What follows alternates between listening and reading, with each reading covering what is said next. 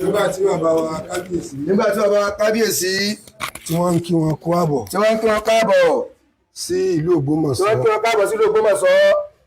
láti gbogbo ẹ̀ka ilẹ̀ Yorùbá tí gbogbo àwọn bàbá wa Rabitat Yorubaland Ulama tí àwọn bàbá wa tí wọ́n ń sojú Rabitat Yorubaland Ulama tí wọ́n ti yan ẹ̀ka kọ̀ọ̀kan tí wọ́n yan ẹnì kọ̀ọ̀kan láti ẹ̀ka kọ̀ọ̀kan pé kí wọ́n wá sojú àwọn ní ọ̀dọ̀ bàbá wa Ọba Gandhi kábíyèsí Sòún ti Ògbómọ̀ṣọ́. Kí Ọlọ́run jí kárí bàbá pẹ́. Bàbá ń kí yín o. Bàbá kí yín pẹ́ káàbọ̀. Ó pé ẹ káàbọ̀. Wọ́n lè kú ọ̀rọ̀ ẹ̀sìn. Ọlọ́run tó sọ yín débì. Olúwa tó sọ yín débì báyìí. Ọlọ́run bá sọ yín padà délé nírọ̀rùn. Ọlákún fáyà kún Ọlọ́run. Tí gbogbo àwa àfáà ilẹ̀ Ògbómọ̀ṣọ́. Àtàgbà tèwe láàfáà l'Ógbómọ̀ṣọ́. Táwa náà wá ń pẹ̀lú bàbá wa Gandhi Afolabi Olaoye. Táwa ń pẹ̀lú bàbá Sòún ti Ògbómọ̀ṣọ́. Táwa náà ń kí yín pé ẹ káàbọ̀. Ọlọ́run bá dúpẹ́ fún yín. o. Assalamu alaikum. Wa alaikum salam. Bàbá wa aṣojú. Ẹ̀sùn mọ́ra yín. Wọ́n ní ẹ̀sùn mọ́ra yín. Nítorí pé ẹ̀yin náà ni ẹ kọ́kọ́ mú iṣẹ́ yìí wá. Pé wọ́n ń bọ̀ wá sálámọ̀ sílẹ̀ Ògbómọ̀ṣọ́. Wọ́n sì ti wá dé láti ìgbà tí wọ́n ti dé. So kí Ọlọ́run bá wa sọ wọn padà. Yes, àdírẹ́sì wọn kí wọ́n bá padà. Sallu ala nabiyyi karim. Sallallahu alaihi wasallam. Kábíyèsí. Gẹ́gẹ́ bí ìránṣẹ́ tí mo wá jíṣẹ́ fún yín,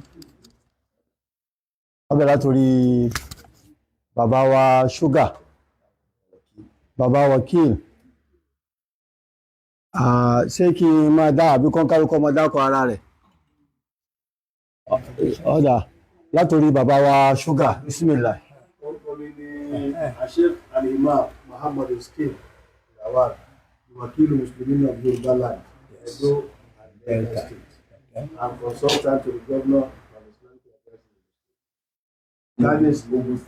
Yes. Bàbá wa Mufti. Orúkọ tèmi ni Abdulrazak Afolabi Olaoye. Bàbá wa Abdullatif Ọ̀yọ́.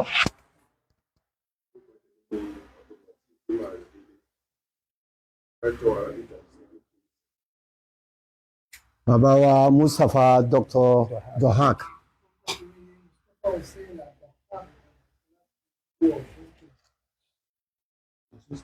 Ìlú Ọ̀ṣun State àbí? Òṣogbo Ọ̀ṣun State. Bàbá wa Abdullatif Apánikanda. Orúkọ tèmi ni Abdulatif Apánikanda, nínú iṣẹ́ ní wákàtí àlùmọ́ àròbí ìsìlámì Agége ní abẹ́ bàbá wa Ògbèrò Mọ́kà. Àjọwà rẹpúsẹ̀ntì wọn nínú ìgbìmọ̀. Àwọn ni wọ́n ṣe di bàbá tí ẹgbẹ́ sọ̀rọ̀ ní kábíyèsí. Bàbá wa Miftahudeen. Lọ́kọ̀ bàbá yìí. Ìmáàmù wa Ẹ̀pẹ́.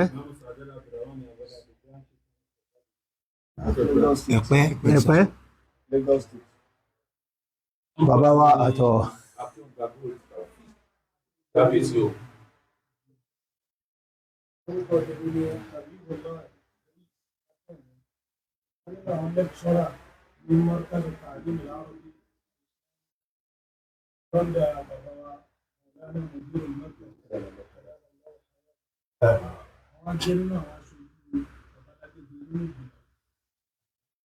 Náà.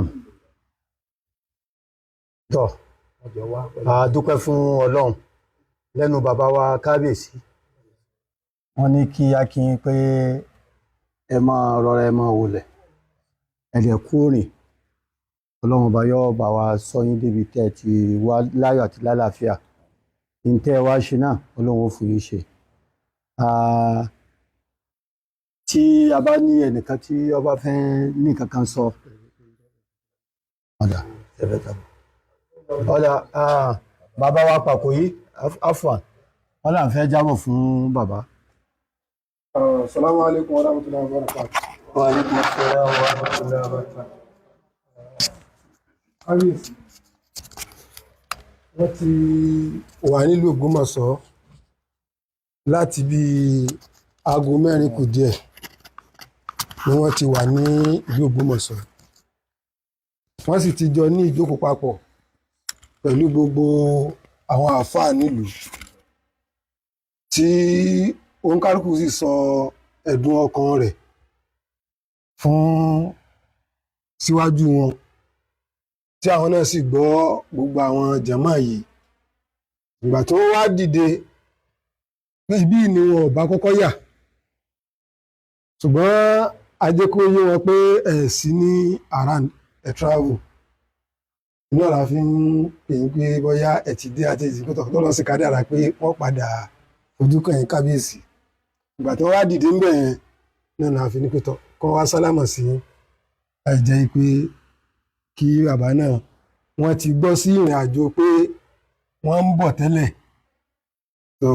àwọn náà ni wọ́n wá dé yìí. Wọ́n ti bá wa ṣèpàdé, oníkálukú wa ti sọ inú ọkàn wọn fún wọn. Salamu alaikum.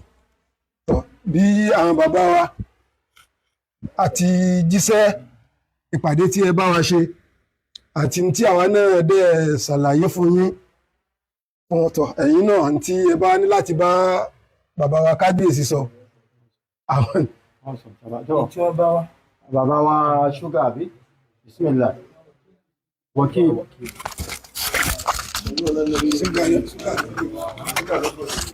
Sí orúkọ bàbá wa president general League of Imams and Alfas nílẹ̀ Yorùbá, bàbá wa sheikh wa Muhammadu Jamiu Kéwúlérè, àti ní orúkọ bàbá wa aládìṣẹ́wà, àti ní orúkọ àfáà wa ọ̀gá wa sheikh wa Abibulahi Adam Mudiru Markaz. Èyí tí a bá wá ní pé àwọn bàbá ní ká wá kí kábíyèsí ká dẹ̀ ṣàdúrà fún wọn. Wọ́n ní ká wá kí wọn pé wọ́n kú sùúrù wa. Wọ́n ní ká wá kí wọn pé wọ́n kú ìfi àgbà ṣe.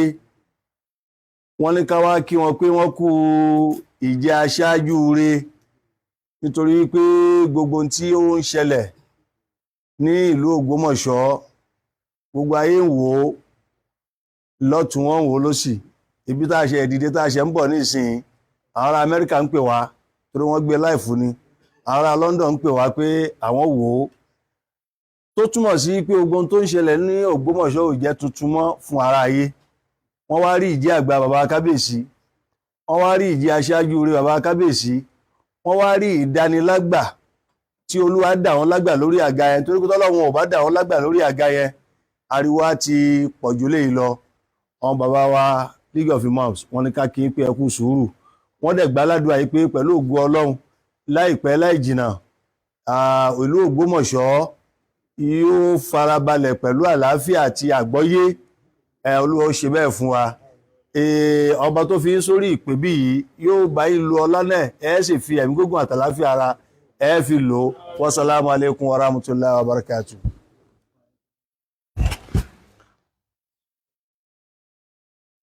Ọba kí ó gba gold. Assalamu alaikum warahmatullahi wabarakatuh. Wa alaikum salam warahmatullahi wabarakatuh. Bàbá mi kábíyèsí Sòún tilẹ̀ Ògbómọ̀ṣọ́, Oba Gandhi Orumogege, Ọlọ́run jẹ́ kí ẹ̀mí yóò gùn fún wa o.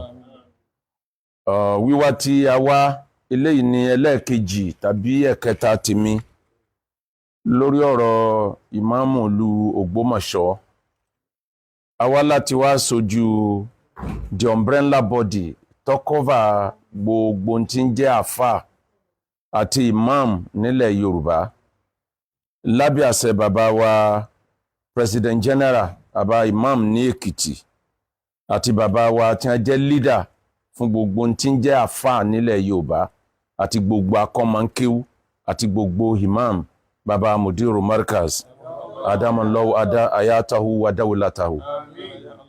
àwa láti wá sojú wọn àwa láti ìrìn àjò tèmi rìn níjọ́sí erípa ẹ̀ náà la tún tọ̀ wá nǹkan méjì ló ń dayé rú lóyè òde òní gbogbo bí Ọlọ́run bá fi ọlá sí kéèyàn fi ọlá síbẹ̀ ni béèyàn ò bá ti gbà pọ́lọ́run fọlá síbi tọ́lọ́run fọlá sí èyí ó kàn máa dààmú ni Qur'an sọ fún wa pé man a'rada ani dhikri fa inna lahu ma'ishatan danka ẹnikẹ́ni tó bá lóhùn á kúrò lórí bíran tí Qur'an tèmi Ọlọ́run gbé kalẹ̀ mo ṣe ní kẹ́ tó nǹkan ẹni tó bá lóhùn ó tó sọ́nà àbòmí ayé ò nira fún tọ̀hún ọ̀pọ̀ èèyàn gbàgbọ́ wípé social media náà fi ń dájọ́ láyé òde òní ẹgbẹ̀rún social media kò dájọ́ téèyàn ò bá ti tọ́ bó ṣe yẹ kó tọ́ bí èèyàn bá jágbàlagbà tí ò bá ní sùúrù níbi táyé dàrú dé yìí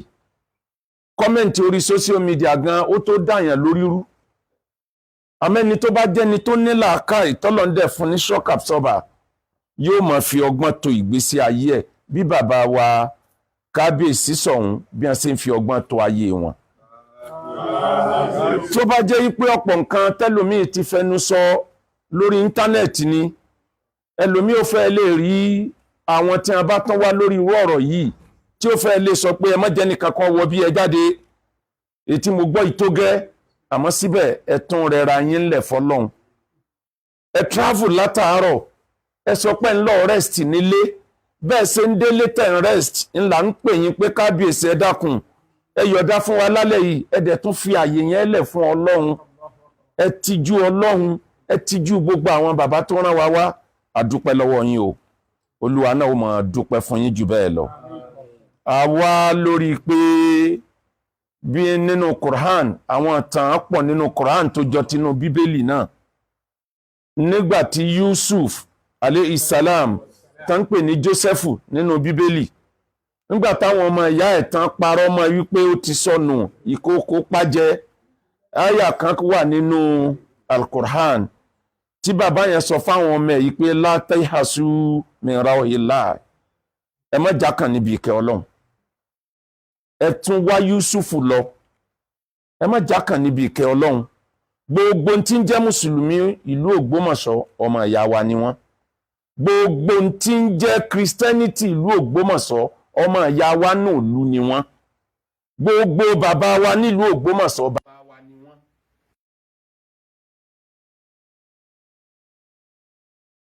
òun náà ni wọ́n tún gbé wa dìde pé ká tán wá pé ká wo ọ̀nà tí ojútùú solution àfiwáyé lórí ọ̀rọ̀ gbọ́n mi sí omi òtó tí ń lọ láì fi tàwọn ará íńtánẹ́ẹ̀tì ṣe òdodo ní nǹkan tí àwa bá wá lórí òdodo náà la sì dúró lé a sì ń ṣàdéhùn fún yín pé gbogbo ohun tó bá jẹ mọ́ ìwọ̀ yín gẹ́gẹ́ bí ọba àní fìràrè kábíyèsí.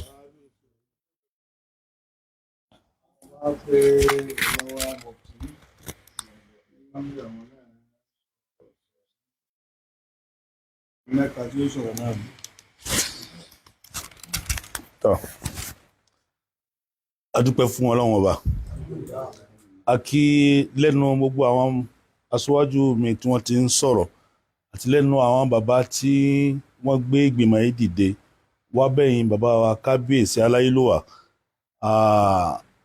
wọ́n ní ká dúpẹ́ lọ́wọ́ yín lẹ́ẹ̀kan sí ẹ̀sìn Islam ẹ̀sìn àlàáfíà ni ẹ̀sìn Islam ẹ̀sìn ìbájọṣe papọ̀ pẹ̀lú ara ẹni ni Islam sì dá sí àlàáfíà púpọ̀ jù ó sì pèpè àlàáfíà púpọ̀ jù òun náà ló gbé ìgbìmọ̀ yìí dìde ọba tí ó wà ní àlàáfíà lọ́dọ̀ ìlú Ògbómọ̀ṣọ́. ẹ̀yin tẹ́ ẹ jẹ́ number one. àníwá yín tì wọ́n tún ní ká dúpẹ́ lọ́wọ́ yín púpọ̀ fún àlejò wa tí ẹ gbà wá kí Ọlọ́run kí ó jẹ́ kí adé ó pẹ́ lórí kí bàtà pẹ́ lẹ́sẹ̀ kí ìrùkẹ̀rẹ̀ kó pẹ́ lọ́wọ́. Salamu alaikum warahmatullahi wabarakatuh. dúpẹ́ fún ẹ̀yà àlejò wa ọ kàn sí létí ní ìsìn pé ẹ dákun àtọ̀rọ̀ gáfàrà a fẹ́ kí ìmáàmù Ẹ̀pẹ́ káwọn náà sọ sí ọ̀rọ̀ yìí. Bismillah.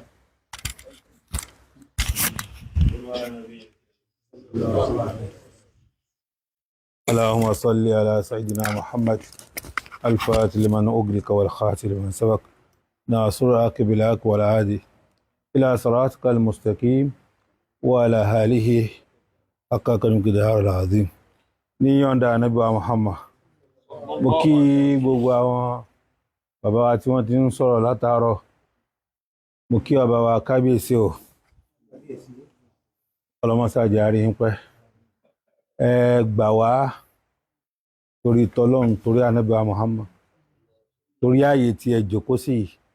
Gbogbo àwọn tí a ń gbọ́ nípa Ìmáàmù Ògbómọ̀ṣọ́, pàápàá jùlọ tá a tún gbọ́ lénìí, ó kà wá láyà díẹ̀. Bí kì bá ṣe pé fúnra Ọlọ́run ló tẹ́ ààfin fún yín ni, fẹ́ pé lúmi ni yóò ti bàjẹ́ púpọ̀. Àmọ́ gẹ́gẹ́ bí ìpè àpèrè tẹ́ jókòó sí, ẹ ń fi ọgbọ́n àti òye fi ń tò. Bàbá ẹ pẹ́ lórí àṣẹ, ẹ pẹ́ lórí oyè. Àdánwò tí ń bá yàn tán fi ń pé ẹ lè kúrò nínú ìlú, bàbá kò ní ṣẹlẹ̀ sí yín. Bàbá ẹ yọ kó ń bẹ àfẹ́ lọ́ba máa kò ní tọ́ sí yín.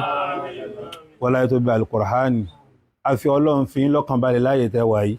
Ọlọ́run ní jẹ́ jábọ́, Ọlọ́run ní jẹ́ ṣubú. Wọ́n láyé tó bí Al-Qur'ani. Al-Fatiha.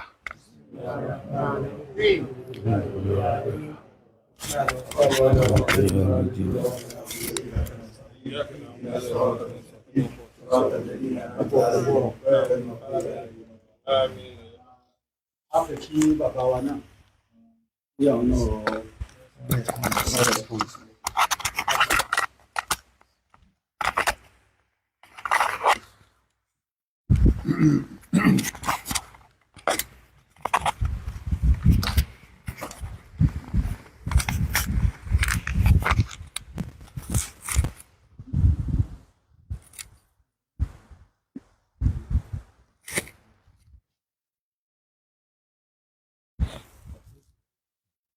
Ẹ ṣé gan ń pé ẹ wá.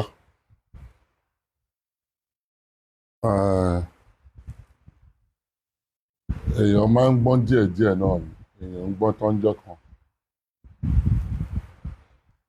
Nítorí ẹni tó bá sọ fún mi wípé ọ̀rọ̀ yìí máa di báyìí, máa sọ fún olúwa pé kí ló dé tó máa di bẹ́ẹ̀, kò lè di bẹ́ẹ̀. But a ṣẹ̀ṣẹ̀ débí ni December ló ṣe máa pé 1 year tí mo jẹ ọba, so mo rí pé ọ̀pọ̀lọpọ̀ nǹkan wà tá a ṣe ní láti kọ́ àti láti mọ̀. Nítorí tí n bá mọ̀, orú ilé ò tẹ̀ ní ṣẹlẹ̀ mọ́, but ká ní mo mọ̀ nígbà tí gbogbo ilé bẹ̀rẹ̀. Ó wá di pé àwọn èèyàn wá láti Ẹ̀pẹ́, wọ́n wá láti Ìbàdàn, Èkó láti parí ọ̀rọ̀ wa níbí. A sọ pé kò ní ṣẹlẹ̀ bẹ́ẹ̀. But àgbọ́n tán, à ń gbọ́n lọ díẹ̀díẹ̀ ni, àdẹ̀ṣẹ̀ débí ni. So next time a máa yára wa ní brain. À ní jẹ́ kó di ọ̀rọ̀ tí à ní jẹ́ kó débí lágbára Ọlọ́run mọ́. Kò ní ṣẹlẹ̀ mọ́. Àti wípé gbogbo ọ̀rọ̀ social media, èmi ò tiẹ̀ mọ̀ pé ọ̀rọ̀ yẹn lè di báyìí. But èmi ò mọ meetings tẹ́ ṣe o, mi ò dẹ̀ mọ nǹkan tí ẹ jábọ̀ níbẹ̀. But mo mọ̀ pé solution lẹ wá, òun lẹ wá. Mi ò mọ̀ bóyá ẹ ti mọ nǹkan tẹ́ máa sọ fún àwọn bàbá lágége pẹ̀lú gbogbo ọ̀rọ̀ yìí. Nítorí Akéúgba Gold ti wá tẹ́lẹ̀, and èmi ò mọ̀ bóyá wọn ò ní feel pé ó wà biased. Aṣojú Mufti Parakoyi, wọ́n á wò pé gbogbo wọn yẹn sáìdì kan náà ni wọ́n wà. So mo rò pé ẹ gbọ́ the other side nítorí ẹyẹ òun fi apá kan fò so mo rò pé ẹ gbọ́ the other side ti imam nítorí àwọn èèyàn mọ̀ àwọn tí mo ti sọ yìí wọ́n mọ side tí wọ́n wà so mi ò rò pé ó yẹ kí ẹ gbọ́ side kan mi ò mọ́lé ṣiṣẹ́ lẹ́ẹ̀mejì àgbọ̀n tẹ̀ ń wọlé mi ò tí wọlé 5 minutes ṣe àpò mo ti sọ fún pé 11 ni màá wá lọ́la pẹ̀lú ìgbà tá a ké ó gba góòdù pè mí tó sọ pé kí n jọ pé gbogbo àwọn tó wá wọn máa ń láti padà wípé 11 tí mo fún yín yẹn gan ọ̀pọ̀lọpọ̀ máa ti padà sí venue wọn níwájú ọlọ́run àti èèyàn mi ò tí ì jókòó nínú ilé mo ṣe ń dé láti Èkó ni mi ò tí ì jókòó ó tọ́ mo sọ yẹn tí gbà tí tó sọ pé tí omi ò mọ nǹkan tó ti ṣẹlẹ̀ o ṣùgbọ́n mo wò pé tẹ́ bá máa mọ nǹkan tó ń ṣẹlẹ̀ ẹ láti gbọ́ the two sides and reason tí mo fi sọ bẹ́ẹ̀ ni pé èmi gan tí ọ̀rọ̀ yìí kàn tí bá ń gbọ́ àwọn nǹkan míì lórí social media mo máa ń wòye pé ọ̀rọ̀ yìí ò rí báyìí ṣùgbọ́n like you said ẹ̀kọ́lẹ̀ social media ni nítorí ọ̀rọ̀ tí the way tí wọ́n fi ń twist nǹkan ó yà mí lẹ́nu ọ̀rọ̀ tí ò ṣẹlẹ̀ tẹ́ bá máa gbọ́ nǹkan tó ṣẹlẹ̀ nípa ẹ̀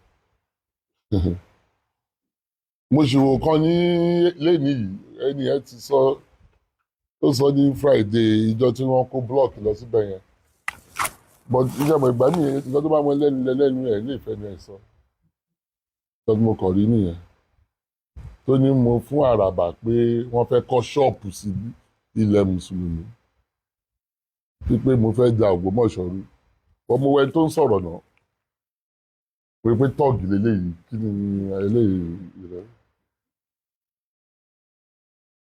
nítorí gbogbo nǹkan tó lọ òtí ẹ̀ mọ́gbọ́n wa kò mọ̀ dí ọ̀rọ̀ kò mọ̀ nǹkan tá a fẹ́ ṣe ó kàn ń sọ oríṣiríṣi but mo ń wò pé tí orú àwọn èèyàn bẹ́ẹ̀ bá wà ẹ láti gbọ́ the other side wọ́n máa rò pé kí ni Parako yìí fẹ́ sọ kí ni Mufti fẹ́ sọ kí ni Akeugba Gold fẹ́ sọ ìkan náà ni side kan náà ni wọ́n á ti mọ ibi tí wọ́n wà. So mo ń bí yín náà ni ṣé ẹ gbọ́ ṣe interview àwọn ṣe bá àwọn other people sọ̀rọ̀. nígbà tí agbọ́pọ̀ ẹ dé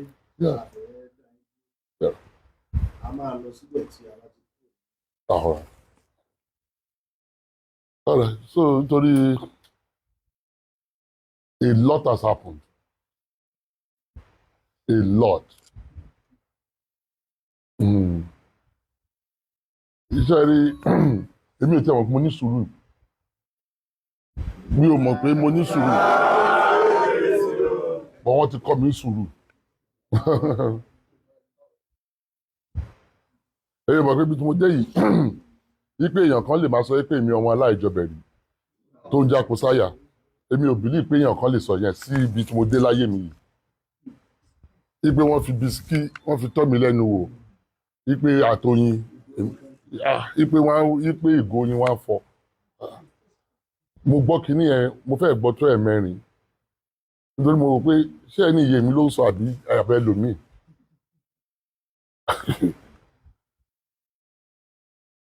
Àlùfáà mùsùlùmí lòun àlùfáà kìrìsìtẹ́nì 31 years mo fi ṣe pásítọ̀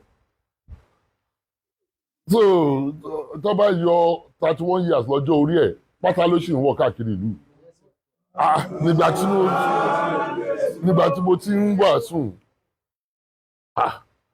kí ọmọ ara sọ fún mi pé rí ọba Ògbómọ̀ṣọ́ tó ń ṣe ọba ìletò kan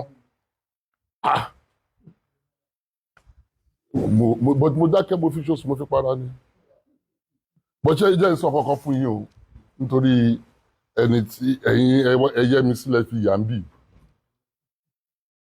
and aṣojú thank you also. òun ni pé fún ọ̀rọ̀ yìí láti ní solution 3 things must happen. The first one tó dẹ̀ ṣe kókó òun ni pé ilé Ayílára wọ́n láti gba ipe imam ọ̀dọ̀ wọn ló ti wá nítorí yàtọ̀ sí yẹn kò sí nǹkan tá a fẹ́ ṣe ń pa nítorí òun ló gbé mi débi yìí ìwọ̀sí tí mo dẹ̀ ti gbà wọ́n ti pè mí ní ọ̀daràn ìmáàmù yín ó pè mí lọ́daràn lórí ọ̀rọ̀ yìí tí mi ò mọwọ́ tí mi ò mẹsẹ̀ èmi ò mọ̀ ṣé wọn pé mo máa ń sọ pé àlùfáà lèmi náà èmi ò ń lọ sí orí múmbàrí wa láti máa bú ọba 31 years kí mo fẹ́ bú president bú anybody fún ọ̀rọ̀ bíbélì máa lọ sọ́nbẹ̀. So number 1 fún solution o nítorí Ìbà Bógúndé ló sọ pé kọ́ wá s'Ògbómọ̀ṣọ́ kọ́ wá mọ nǹkan tó ń ṣẹlẹ̀ gan. Number 1 ilé Ayílára àwọn ọlọ́gbẹ́mídé nínú wàhálà tí mo wà yìí àsọba wọn wá bá mi ní wípé ìmáàmù ń ṣọmọ ilé àwọn mi ò tí ì jókòó dáadáa tí wọ́n fi gbé wá bá mi mo jẹ́ ṣe investigation tèmi last conversation tí mo ní pẹ̀lú imam nínú yàrá yẹn ni òun àti ìyálóde wa wà ń bẹ̀ àti gbogbo oníkàlẹ̀ wà ń bẹ̀ àti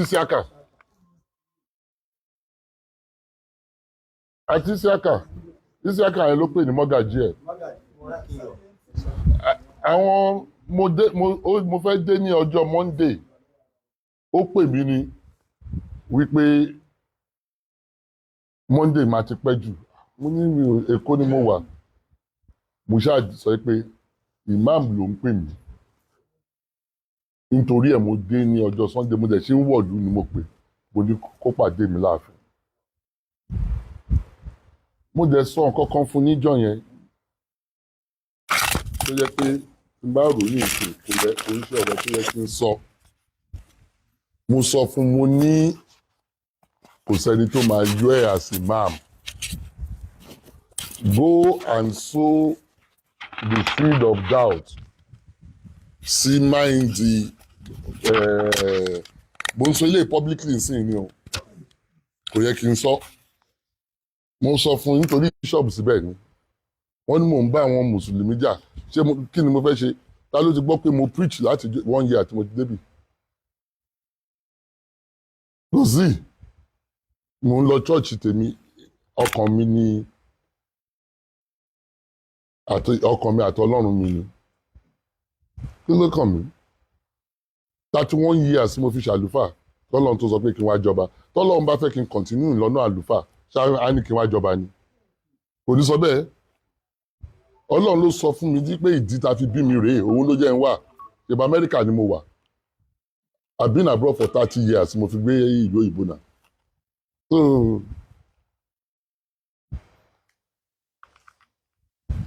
so kí ni eléyìí tó ń sọ èmi ò já ìjà ìsìn o màmá tó jẹ́ bí bàbá mi mo ti sọ títí Muslim ni ní ilé kápẹ́ walking distance ní síbi màmá tó bí bàbá mi tí mo ti jọba Muslim ni kò sí nǹkan kan ilé Láòyè tí mo ti wá ẹ bá kó èèyàn 10 sílẹ̀ 9 nínú wọn Muslim ni wọn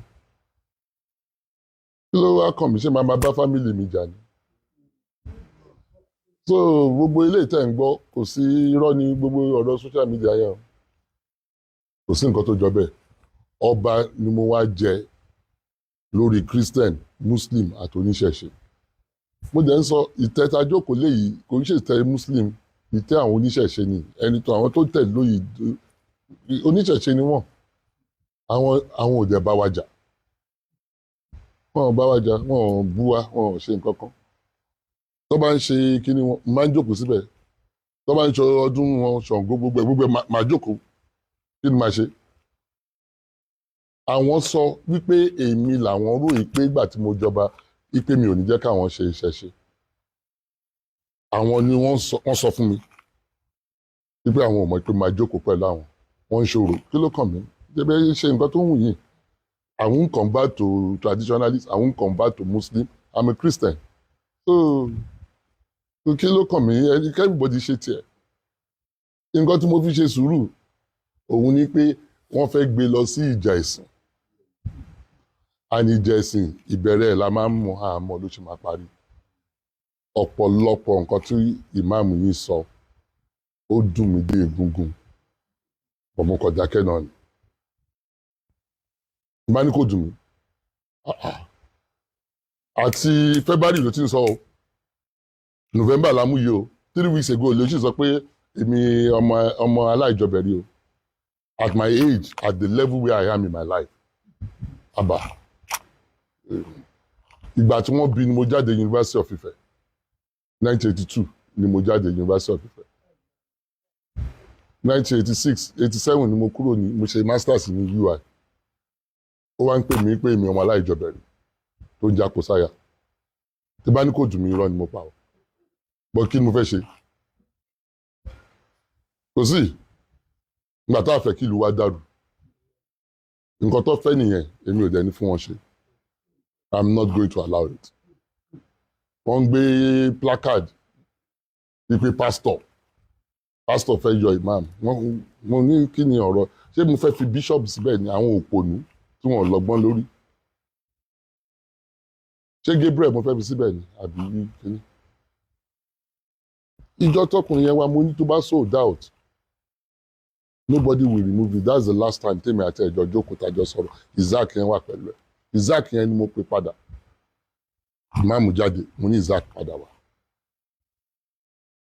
mo ní ẹ lọ help ìmáàmù yìí ẹ lọ help ẹ mo ní kò understand nǹkan tó ń ṣẹlẹ̀ mo sọ fún Isaac mo ní kò understand nǹkan tó ń ṣẹlẹ̀ ó sọ yìí pé àwọn family èyí pé tèmi bá fún òun 20 million gbogbo wàhálà yẹn á tán mo nákùnrin yóò understand ọ̀rọ̀ owó kọ́ leléyìí go and prove yourself that's what you need nǹkan tí mo sọ fún nìyẹn o mo ní go and prove yourself the next thing tí mo find out ni kó gbé mi lọ court so first one ó ní láti prove pé ọmọlé ayé lára lòun káwọn yẹn dẹ́gbà pé ọmọlé àwọn second one ó sọ wípé ọba kọ́ ló ń fi ìmáàmù jẹ so a ń láti dúró kí ilé ẹjọ́ kó wọ́n dá nítorí yẹn náà ló gbé lọ sílé ẹjọ́ a ń láti dúró the third one yeah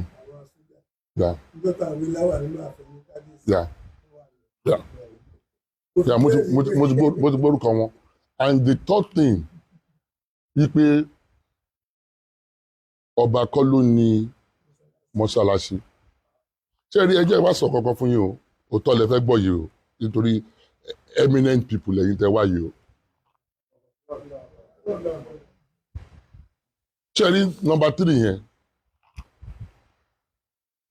kò rí lè kàn mí wẹ́dà ọba ló ní mọ́ṣáláṣí ọ̀nà kò sí nǹkan tó kàn mí torí mi ò lọ mọ́ṣáláṣí lọ kírun but tí n bá jà fún wa nítorí mo jẹ́ kristẹni bẹ́ẹ̀ ni wọ́n ní ọmọ òkú ọ̀run ó ṣòro mú lọ oko àárọ̀ tó bá fi síwájú wọ́n ní ó fẹ́ kó máa bẹ́ ẹ gbọ́nrin tó bá fi sẹ́yìn wọ́n ní ó fẹ́ kí ìkòkò pa ni so kò sí nǹkan téèyàn lè ṣe so tí n bá ní mi ò yà sí ipò ọba kọ́ ló ń fi ìmáàmù jẹ ṣé mò ń fi bíṣọ̀bù jẹ ni kò sí ìdí mo fi jẹ kí àwọn kọ́ máa ẹni nǹkan tó bá ń wọ̀n kọ́ máa ṣe tó bá ní ọba kọ́ lọ́ọ́ ní mọ́ṣáláṣí kí ló kàn mí kò sí nǹkan tó kàn mí but tí n bá ṣerú ẹ̀ àwọn fámìlì mi wá sọ pé ìgbà tó dórí tèmi nítorí mo jẹ́ kristẹni ni mo ṣe fún wọn ní mọ́ṣáláṣí tí mi ò kọ́ bí ara sí. so ọ̀rọ̀ mẹ́ta yẹn kò sí nǹkan tá a fẹ́ ṣe ń pa ẹ̀ kẹ́rí tèbú yẹn ṣé èbú ń so ni ṣé èèyàn á sọ fún mi pé mi ò ń ṣe ọmọ aláìjọbẹ̀rí ni mí at this time kí ó rárá affect mi kò lè affect mi ọ̀nà tí mo ní ó jù yẹn lọ at all. Nobody in this world again can define the honor God has given to me. Kò sí àbí kò sí nǹkan tí wọ́n lè jẹ l'Ógbómọ̀ṣọ́ tó ju Ṣọ̀ún lọ mo dẹ̀ ti jẹ́ ṣé èèyàn kan wá sọ fún mi pé èèyàn kan wá sọ fún mi pé ọmọ aláìjọbẹ̀rí kò sí ìkòyí ò lè define me kò sí kò lè define me mo ti lọ́lá kí n tó débì ipò yìí kọ́ ló fún mi lọ́lá no mo ti lọ́lá kí n tó débì mo ti lówó kí n tó débì omi ti wà lákùrọ̀ kójò tó rọ̀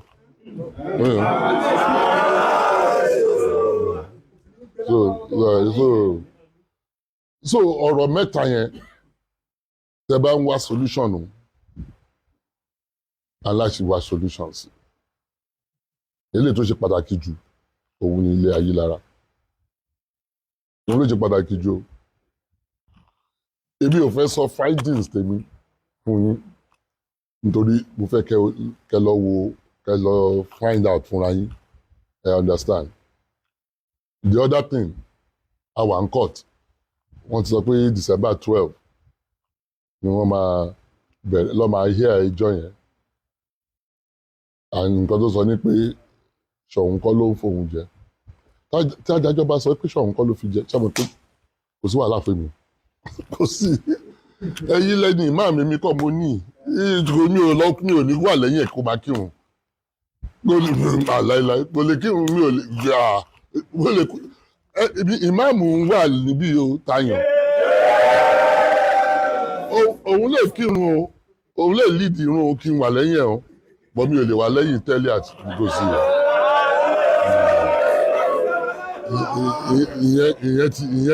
ìyẹn ti kọjá mi ò ní wà lẹ́yìn ẹ̀ kò sí kó máa kéwú kí eruku máa yọ lẹ́nu ẹ̀ kò sí ìgbàdó kan mọ́.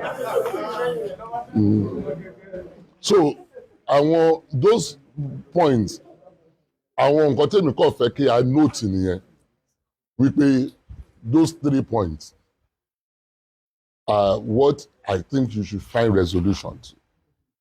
I understand. Family Ayilara. Ṣọ̀ún kọ́ ló ń fi ìmáàmù jẹ. Ṣọ̀ún kọ́ ló ní mosque. Ṣé rí number 2 and 3 tí máa sọ pé kò sí nǹkan tó kàn mí. Wọ́n á sọ pé nǹkan tí wọ́n fẹ́ kí Kristẹni jẹ náà nìyẹn. Family mi 9 out of 10 Mùsùlùmí ni wọ́n tiẹ̀ nígbà. Wípé ìgbà tó wá dórí mi ni mo á gbé mọ́ṣáláṣí sílẹ̀. So èmi ò mọ́lẹ́ṣin máa ṣe ṣá, you understand? Mo kàn ní kí n sọ fún yín ni o, I understand, lẹ́ṣin try and I'm very serious o, I'm extremely serious, you understand? So but ṣe àmọ́ pé tó bá withdraw case number 2 and 3 ó ti forí ṣọpọ́n nìyẹn kò sí need for it again because nǹkan tó challenge nìyẹn. So if he says it's no more challenging it, àbọ̀rọ̀ mi ò yé yín sà, ṣe àwọn pé kò wà. Tó bá withdraw 2 and 3, yẹ mọ̀ tó bá challenge yẹn, so it remains only number 1, the family Ayilara, kò lè jù yẹn lọ. Mi ò mọ̀ bóyá ọ̀rọ̀ mi yé yín sà. Yeah, so number 2 and 3.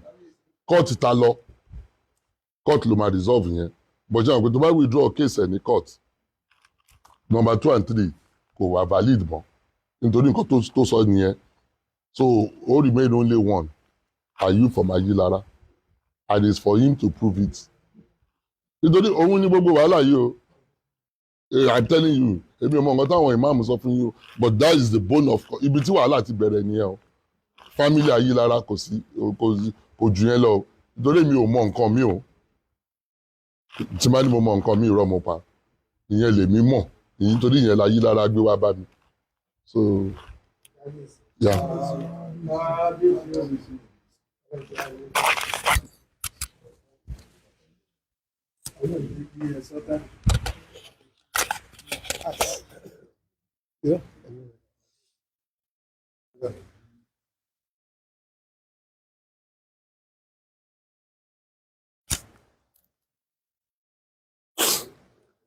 kábíyèsí kábíyèsí kábíyèsí ọ̀rọ̀ àgbà lẹ́nu bàbá wa kábíyèsí Sòún. A dẹ̀ tún dúpẹ́ lọ́wọ́ wọn lẹ́ẹ̀kan sí gẹ́gẹ́ bí Sheikh wa Akeugbago ṣe dúpẹ́ pé pẹ̀lú notice kékeré pé tí wọ́n dẹ̀ ní ká máa bọ̀ torí pé nígbà tí wọ́n sọ pé aago 11 láàárọ̀ ọ̀la mo ti gbà, ṣùgbọ́n kó tó di pé Sheikh wa Akeugbago lè sọ pé àkábíyèsí àwọn ibi tá a fẹ́ gbà tún sì pọ̀ àti pé àwọn kankan a dúpẹ́ púpọ̀ lórí ìkànnìkún tí ẹ kàwákùn yìí. Bá a ti wà ń bí ni bàbá president ń pè lọ ni wọ́n ń pè bọ̀, bẹ́ẹ̀ ni bàbá Mudir Markaz àwọn náà ń pè lọ wọ́n ń pè bọ̀. Wọ́n ń béèrè fún báwo ló ṣe ń lọ sí bó tẹ̀yà sí pé àwọn náà wọ́n ń hùwà pẹ̀lú bá a ṣe ń ṣe yìí. Lẹ́ẹ̀kan sí a dúpẹ́ púpọ̀ pẹ̀lú kábíyèsí nígbà tí wọ́n ń sọ̀rọ̀ lẹ́ẹ̀kan wọ́n ní àwọn ò tẹ́ ẹ mọ̀ pé àwọn ní sùúrù pé ṣùgbọ́n àsìkò yìí làwọn ẹ̀kọ́ ń sọ fún wọn pé àwọn ní sùúrù. Kọ́lọ́n tó lè pèèyàn pé wá jọba, Olúwa ti ní kí gbogbo nǹkan pé sí ní lára. Ọba tó pè yín náà ló ń tọ́ yín sọ́nà, ọba tó pè yín náà ló dúró tì yín, ọba náà ó sì máa bá yín ṣe ní gbogbo ìgbà. A ti gbọ́ gbogbo àlàyé bàbá kábíyèsí, a dẹ̀ ti kọ sílẹ̀ pẹ̀lú ògo Ọlọ́run. A ṣiṣẹ́ lórí ẹ̀, a dẹ̀ jíṣẹ́ fún àwọn tí wọ́n jẹ́ àgbààgbà wa títí kan bàbá ìmámù Ọ̀yọ́ state, bàbá ìmámù Ògùn state, bàbá ìmámù Ondo state, Èkìtì state, Ọ̀ṣun state àti bẹ́ẹ̀ bẹ́ẹ̀ lọ, àti gbogbo àwọn àgbàlagbà tí wọ́n jẹ́ League of Imams and Alfas ní ilẹ̀ Yorùbá. Lẹ́ẹ̀kan sí a dúpẹ́ ní ọwọ́ yín. Àgbà ni ó ń gbà, ẹ dẹ̀ fi wọ̀n wáyé pé àgbà ni gẹ́gẹ́ bí n tí àfáà wa sọ ní lẹ́ẹ̀kan. Inú ààfin náà ni a ti wé láwàní, inú ààfin láti wé láwàní fún ìmámù wa Dr. Toliat Ayélára. Níjọ́ náà lọ́hùn tí n bá ṣí ẹnu ọ̀nà tó wà lọ́hùn ni ẹnu ọ̀nà tó wà ń bẹ̀ níjọ́ náà gíláàsì tí wọ́n sún báyìí ni ó fọ́ níjọ́ náà. Èmi wà nú ẹni tí wọ́n yàn pé kó dúró kó wé láwàní, bẹ́ẹ̀ ni bàbá wa tí wọ́n jókòó tí wọ́n dúró yìí ó tàbí bíi 5 tí n bá ṣe, àti Dr. Khediru Mustapha àti Dr. Bari wọ́n wá ṣojú bàbá ìmámù Ìbàdàn. So láti lè sọ pé ọba kọ́ ni ó fi òun jẹ lèmọ́mù, ó rújú púpọ̀ nítorí pé ó ṣojú gbogbo wa a dẹ̀ wà ní ibẹ̀. So ààfin Sòún ni a ti wé láwàní ní ìjọ náà. So kí Ọlọ́run kó wọlá àjọ kan Ọlọ́run, Olúwa má yẹ àga yìí ní ìdí yín o. Torí pé dákun ni ló ràn Ọlọ́run, dákun ló ràn Ọlọ́run. Ẹnìkan ò lè ṣàyàgbàǹgbà sọ́lọ́run pé mo yẹ ṣàyàgbàǹgbà yìí ohun tí n bá fẹ́ ni ó ṣe, rárá o. Àwọn tó ń ṣe tiẹ̀ lọ́wọ́ gan wọ́n sì ń sunkún pé Ọlọ́run o má ṣe mí o, torí gbogbo àrà ní ń bẹ lọ́dọ̀ Ọlọ́run o. A bẹ Ọlọ́run pé Olúwa má yẹ àga náà ní ìdí yín o. Ọlá àjọ kan Ọlọ́run, ọlá Al-Qur'an, ọlá àwọn ẹni ẹ̀ níwájú Ọlọ́run. Lẹ́ẹ̀kan sí ní orúkọ gbogbo àwọn bàbá wa nílẹ̀ Yorùbá, a dúpẹ́ púpọ̀ ní ọwọ́ yín pẹ̀lú àwọn àlàyé àti àwọn ọ̀rọ̀ olówó iyebíye èyí tí ẹ bá wa sọ yìí. Olúwa kó wa dúró tì kí wọ́n sì má padà lẹ́yìn yín o. Subhana rabbika rabbil izzati amma yasifun wa salamu alal mursalin walhamdulillahi rabbil alamin. Gbogbo alápapọ̀ á wá kí kábíyèsí bá a ti máa ń kí kábíyèsí ilẹ̀ Yorùbá. Ẹni tí kì í bá wá ń ṣe Yorùbá ó lè jókòó má kí kábíyèsí o. Àmọ́ wa tá a jẹ́ ọmọ Yorùbá á kí kábíyèsí ọba Sòún ọba ọlọ́jà.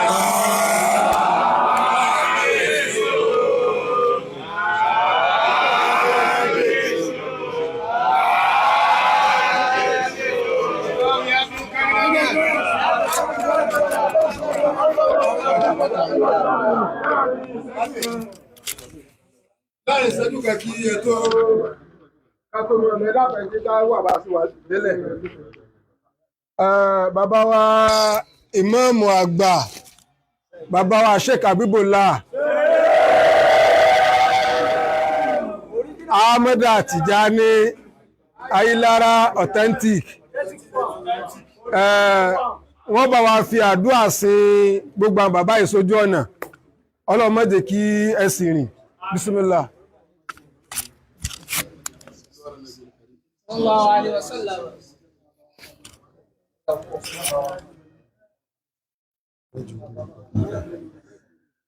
Adúpẹ́ fún Ọlọ́run. Alhamdulillah.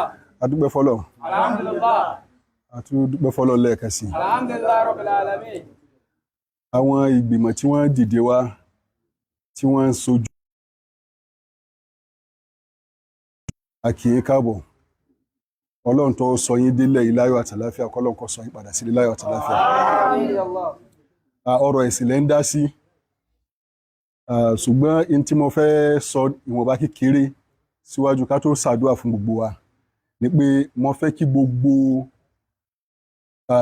Rabitat Yorubaland kí wọ́n rí bàbá wa Sòún of Ogbomoso gẹ́gẹ́ bí ẹni tí ń ran ìsìláàmù lọ́wọ́ èyí tá a fi mọ́ fáìtì bàbá ká mọ̀ pé ìsìláàmù náà ni bàbá ń kún lọ́wọ́ torí pé sọ́dúkùlù wáàdù ni wọ́n wakana sultana amina wàláhì ẹni tó ṣe gbẹ̀mí lé ní gbogbo ọ̀nà ni wọ́n so ẹ dákun torí tọ́lọ̀ bàbá ò bá ìsìláàmù jà déédéé tó sì ṣẹlẹ̀ tẹ́ ẹ gbọ́ tí wọ́n ń sọ náà ni wọ́n ń sọ ṣùgbọ́n ìṣòro ẹyọ kan tá a ní ni pé gbogbo àwọn tó dá sọ̀rọ̀ yìí tí wọ́n jẹ́ mùsùlùmí pátá a rí ìjọ kan tó sọ̀rọ̀ pé lágbájá fógun ológun lẹ̀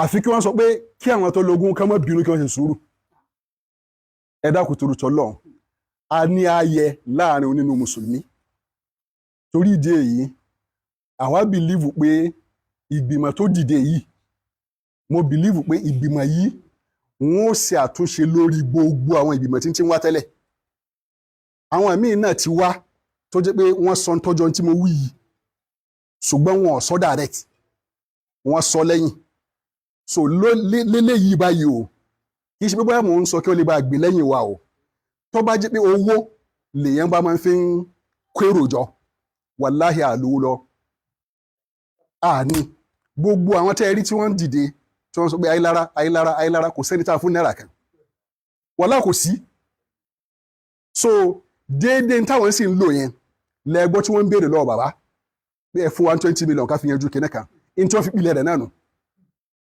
in tí ẹgbọ́ tí wọ́n ń béèrè lọ́wọ́ bàbá Sòún òun náà ni wọ́n fi pilẹ̀ rẹ̀ gbogbo ayé ní sì ń béèrè pé báwo lẹ sí lajúlẹ̀ tí ń fi ń jẹ tẹ́ ẹ fi fọ́hùn bẹ́ẹ̀ sì ni a sọ síwájú kan tó fi jẹ o pé ẹni yéé sọ afẹnusọ a fi ìwé sọ ṣùgbọ́n in tí ẹgbọ́ tí bàbá sọ yẹn òun náà ni wọ́n fi rìn so ó túmọ̀ sí pé kò sí nǹkan kan tó bá ẹ jẹ́ lónìí ju àbẹ̀tẹ́lẹ̀ lọ so mo sì bìlíìfù pé àwọn ìjọ tó gbéra wá lónìí yìí wọn ò ní gba àbẹ̀tẹ́lẹ̀ fún nǹkan kan ju kí wọ́n ṣáájú fún ìsìláàmù lọ so mo bẹ̀ Ọlọ́run fún wa àníyàn tá a ní lórí ìrìn àjò yìí tí a fi ó lè ṣeéṣe kó jẹ́ pé ní ti bẹ lórí social media láàrí òun là ń sì ń gbọ́ ṣùgbọ́n àgbọ̀ wúlẹ̀wúlẹ̀ ọ̀rọ̀ àṣì mọ́ déédéé òkodoro ọ̀rọ̀ tí ń bẹ́ẹ̀ bẹ́ẹ̀ òun náà la sì ti gbọ́ lónìí nítorí kò sọ̀rọ̀ rẹpẹtẹ àwọn eléèbó máa ń pòwe kan pé a decorated monkey is still a monkey tẹ ẹ bá mú irọ́ tẹ kùn lọ́dà kò sí irú ọ̀dà tẹ kùn ó ṣe déédéé ọ̀bọ tẹ wẹ̀wù fún tẹ wọ bàtà fún àti fìlà kò kúrò lọ́bọ̀ ọ̀bọ náà lọ́wà so kò sí iye owó tí wọ́n fẹ́ ná sọ̀rọ̀ yìí tí ó wàá sọ irọ́ yẹn dòótọ́ kókó ọ̀rọ̀ tí ń bẹ́ẹ̀ bẹ́ẹ̀ nù. naam. Ọlọ́run gbàdúrà Ọlọ́run fún wa.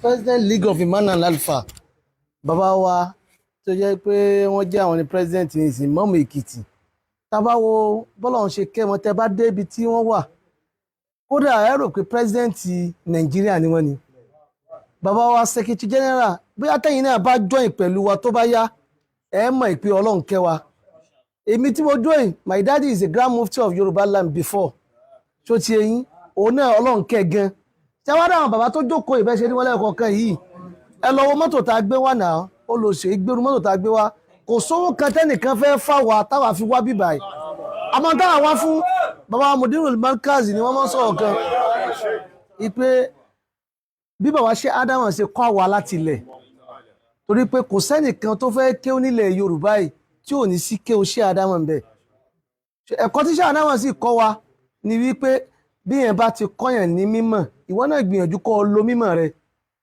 irú náà ni bàbá ṣe Ádámù gbé wá sí Rábítà tí wọ́n fi ṣe kíni tí wọ́n fi dá Rábítà lẹ̀ irú ìyẹn náà làwọn náà gbogbo ẹ̀ wá ń tẹ̀lé làwọn bàbá fi wá gbé wa dìde pé bàbá Akégbàgòdò yẹ dìde bàbá Wakilul Muslimi ó yẹ dìde bàbá Mufti of Yorubaland ó yẹ dìde náà fi wá gbogbo àwọn bàbá yìí pé ẹ̀yin náà lọ ọbẹ̀ kẹ́ lọ bá wọn sọ̀rọ̀ ní tó bá ń ṣẹlẹ̀ ńbẹ̀ àwọn gbà tí àwọn bàbá wa ọba Sòún tí wọ́n ti sọ gbogbo ẹ̀ fún wa so ti Ọlọ́run jẹ́ kí wọ́n pẹ́ fún wa á tún padà wá náà ni so ti ẹ̀yin kò sí àlàákò yóò lẹ̀ òdodo ní òsè kí ni ní máa ń ga láyé so ti ẹ̀yin kò sì sí nǹkan kan tó lè ga ju òdodo lọ so àwọn ò sì wá pé àwa sọpẹ́tẹ̀ nìkan nígbà tí bàbá ń sọ lẹ́ẹ̀kan nítorí ìmáàmù yìí tẹ́ fi wá gbogbo ìmáàmù ni ìmáàmù tiwa ìmáàmù tó bá ti wà lórí òótọ́ kò sí ìmáàmù kan tó jẹ́ pé rábì tó wà lẹ́yìn rẹ̀ tó bá jẹ́ pé irọ́ ní ń pa láyé ṣó ti ẹ̀yìn àmọ́ ìmáàmù ṣé rábì tó ní kí ìmáàmù mú ọbọ̀ bá ní nígbà tí ṣe pé ìmáàmù tó rán wa wá nígbà tí ṣe pé òun bú ọba ìlú rẹ̀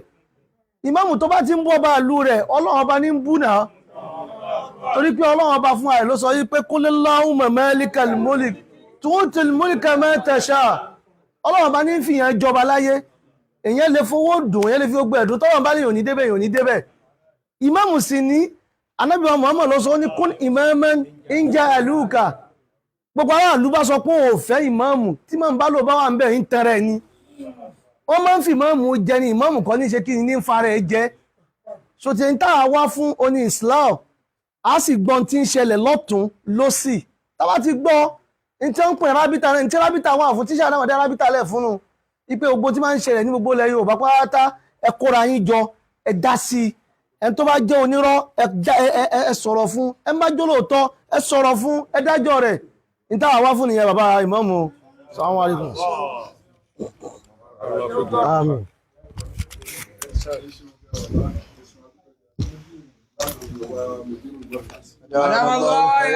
tó dórí gbogbo àwọn aláàfáà tí wọ́n sojú rọ́bìtà láàyè yìí gbogbo yín lápapọ̀ àti gbogbo àwọn ìmáàmù Ọlọ́run tó sọ yín dé s'Ógbómọ̀ṣọ́ láyọ̀ àti àlàáfíà kọ́lọ́run kó bá sọ yín dé ilé yín láyọ̀ àti àlàáfíà gbogbo ládá tí ẹ máa ń rí nínú irú ìgbésẹ̀ báyìí nínú irú àtúnṣe báyìí Ọlọ́run ní fi dùn ẹnì kọ̀ọ̀kan yín gbogbo tí ń danú àlámọ̀rí kọ́lọ́run jó tó máa dá sí èyí tó kù díẹ̀ káàtó kọ́lọ́run kó bá sọ dípẹ̀ tẹ́lẹ̀ Ọlọ́run bá sọ yín اللهم ربنا آتنا في الدنيا حسنة وفي الآخرة حسنة وقنا عذاب النار ربنا لا تزغ قلوبنا بعد إذ هديتنا وهب لنا من لدنك رحمة إنك أنت الوهاب اللهم ربنا اغفر للمسلمين والمسلمات والمؤمنين والمؤمنات أحياء منهم وأمواتا وارحمهم ولا كل شيء قدير وصلى الله على سيدنا محمد وآله وصحبه وسلم سبحان ربك رب العزة عما يصفون والسلام على المرسلين والحمد لله رب العالمين.